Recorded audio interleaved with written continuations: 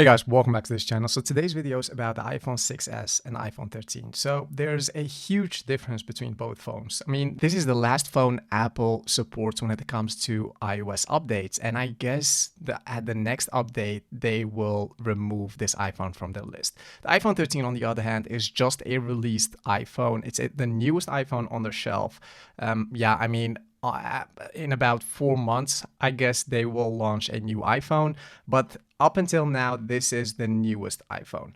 And I thought to just give you a comparison just to make sure that you guys make the right choice when it comes to buying a new iPhone and all of that. So without further ado, let's jump straight into it. So we have here the iPhone 6s, like I said, and it has a 4.7-inch Retina HD display, while this one has a 6.1 Super Retina XDR display.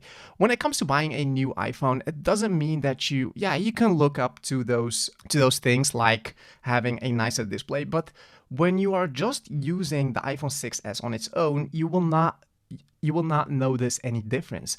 I mean, yeah, it's nice to be holding this iPhone 13 with its Super Retina XDR display and its 6.1-inch Super Retina XDR display, but when your eyes are just used to looking at this phone, you will not notice any difference whatsoever. When it comes to buying one of these iPhones, you should look at two things, mainly the battery life. How long will the battery take up until 0%, and how good that camera is. Those are the main things I look when it comes to buying a new phone. But let's go further and see what the difference are. We have a 5G super fast cellular network. So if you live in a country that supports 5G, then you will have a great device when buying the iPhone 13. The iPhone 6s obviously doesn't support 5G. It does support 4G. Will you notice any difference? Once again, no. You will not notice any difference whatsoever. There is something I do care about, like I said, and that's the camera. Look at that camera comparison. We see here two lenses, a wide and an ultra wide lens, and on the right side we see just a wide lens, a small lens in there. I mean, those lenses have the same size if you just look at it closely. It's just the outer layer that makes it look that these lenses are bigger than this lens. So don't let the size of the outer layer fool you. It's just, I mean, these lenses are better than this lens, but when it comes down to it, they have the same size.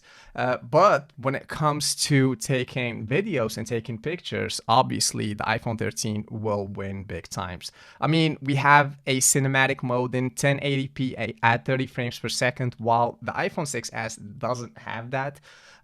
It can film in Dolby Vision HDR video and recording up to 4K at 60 frames per second. That's the iPhone 13, while the iPhone 6s doesn't have all of that. It has a 2x optical zoom range, while the iPhone 6s doesn't have all of that. And when it comes to the chip, it has an A15 Bionic chip, while the iPhone 6s has just an A9 chip. That's a chip that's made like 7 years ago. So obviously that chip will be less powerful than the A15 Bionic chip. What does that mean? Well, a good and a powerful chip is good for multiple things. Think of when you're gaming on your iPhone. Will your iPhone becomes hot or not? Will it support a long battery life? That's a chip of an iPhone or any electronic device is definitely responsible for that, because is it efficient enough to handle all that calculation to make your battery life, to extend your battery life rather, or is it an old chip that can't handle all that calculation and your battery life will suffer from it? Well, the A9 chip will have all those problems, while the A15 chip doesn't have all that problem. It's more efficient, it will handle day-to-day tasks, and it will give you a long battery life since it has a 6-core CPU, a 4-core GPU, and a new 16-core neural engine. So all that will communicate with each other and calculate heavy games more efficiently. Well, there's one thing that makes me think that the iPhone 6s wins over the iPhone 13. And hear me out. I know what you're thinking right now. What is it? Well, it's the Touch ID. I've spoke with many people that do like the Touch ID above the Face ID. And why is that? Because sometimes you just have to point that iPhone to your face just to make it work correctly, just to make it unlock your device. While Touch ID, you don't have to look at your iPhone whatsoever. You just have to place your thumb on that button and your iPhone will be unlocked. And that's a handy feature. I hope they kind of do something similar on the iPhone 14. I mean, we have on the Samsung, you just have to tap on the screen with your thumb and that screen recognizes your touch. Maybe Apple will do something similar, but then again, we know Apple doesn't release any feature unless they are certain about how good that feature works.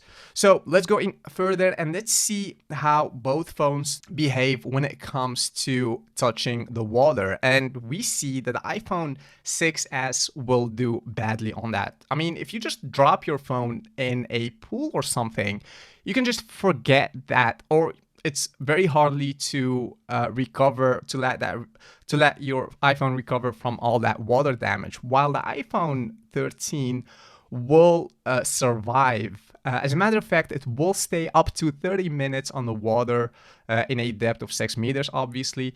But don't trust that. That's something that Apple says. I don't recommend doing something at home. You might have some moisture in your cameras and all of that, in your speakers, after having your phone for that long underwater. I mean, it's definitely resistant against like under the shower or just washing your phone real quick. But if you're just dropping your phone in a bucket of water for like 20 minutes or 30 minutes, you might have your iPhone damaged. So be careful with that. Don't do any water experiment unless you're a YouTuber, obviously. That's something that I do like about the iPhone 13, and the iPhone 6s doesn't have that feature, which is MagSafe. I mean, MagSafe is a revolutionary feature that makes life way easier than you can imagine. I mean, if you just take this this charger in here, if I just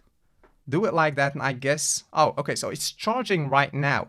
And this is not the only thing that I find my MagSafe, that I find me using that MagSafe feature quite a lot. I mean, if I just jump in the car and I just click or connect my iPhone rather to my dock in my car that's installed in the car, it sticks to that dock right away. And if I just want to grab my phone, I grab it, and that is that.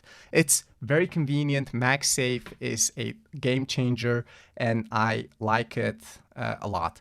The iPhone 6s obviously doesn't have MagSafe. We saw MagSafe for the first time at the iPhone 12, and iPhone 6s was like 6th generation before that. So yeah, obviously you will not find MagSafe on iPhone 6s. And while I'm recording this video, we see a poor battery percentage of 5%. I've used this iPhone a lot the past couple of days, so that's the reason. And we have 18% at the other hand on the iPhone 13. But when it comes to the capacity of both phones, and I talk here about the storage capacity, we see that this iPhone starts at 32 gigabyte, while this phone will start at 128 gigabyte. I mean, in today's all things like recording 4K videos and having games on your phone and all of that, 32 gigabytes is not that much. Believe me, guys, you will have your phone storage filled up very quickly if you go for a 32 gigabyte, and that's not it. I mean, the system, the software, iOS needs also is also made up out of data, and that needs memory too. So that 32 gigabyte is not, you will not get it at 32 gigabyte. You will get it at, I guess, 28 gigabyte or something, while here you have 128 gigabyte minus iOS data. So yeah, do the math. I'll rather go for the 128 obviously than the 32, but then again, you can buy a 128 gigabyte version on a marketplace or at a reseller. So don't buy a 32 gigabyte because that will be a waste of money. We have a Retina HD display. I already said that, and we have a Super Retina XDR display. Do you see any difference? Yeah, obviously you see a difference if you are holding both phones next to each other. But if you are just using the iPhone 6s on its own, you will not notice any difference. If I go and like peak bright this display all the way up, you see that it looks good. We are now indoors. There's not much light in this room.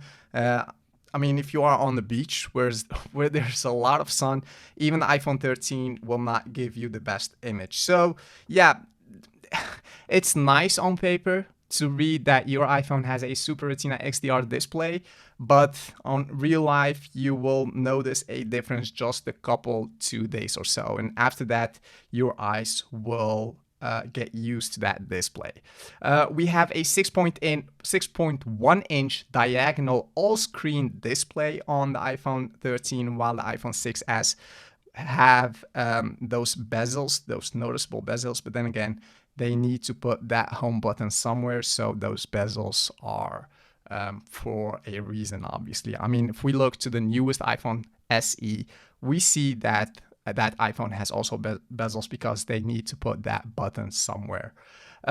Yeah, and that's actually a comparison. If I can give you a last verdict about two phones, don't go for the iPhone 6s. And hear me out. The iPhone 6s will not support future iOS updates. As for now, it supports the latest iOS update, yes, but sooner or later, Apple will decide to not launch any futuristic iOS displays for the iOS updates, I should say, for the iPhone 6s.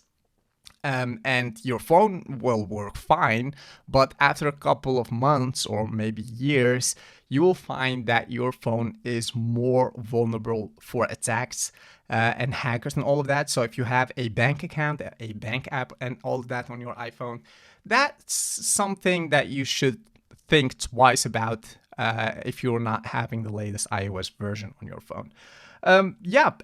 And the iPhone 13 does have that. I don't say just go and spend all your money on an iPhone 13. No, I don't say that, but don't buy an iPhone 6s. Just go for a newer model like the iPhone 11 or the iPhone 11 Pro. Those iPhones are good, in my opinion, and you will have value for the money that you pay for that device. So yeah, that's actually it. I hope you've liked this video. If you have, give it a big thumbs up. Subscribe to this channel. That helps me a lot. Thank you so much for watching till the end, and I'll see you in the next video. Bye.